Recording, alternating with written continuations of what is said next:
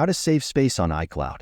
iCloud is one of the more popular options for cloud service, especially if you are an iPhone or other Apple device user. In this video, we will deal with the topic of how you can save space on your account. So let's get started. When you open the iCloud option in the settings of your phone or one of the Apple devices, you can see the current usage as well as the total amount you have on this service. However, if you scroll a little, you can see all the applications that are stored on iCloud.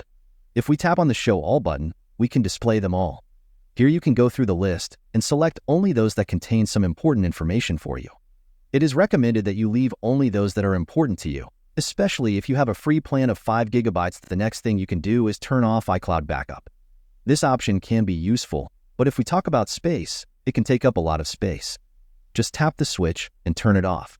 It is recommended that you generally use a computer or a USB flash drive on which you can store backup copies.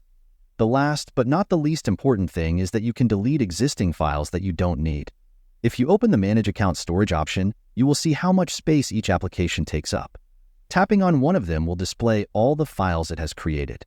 You can delete them all by tapping the Delete from iCloud button, or you can go through the list and delete only certain files. And that's it for this video.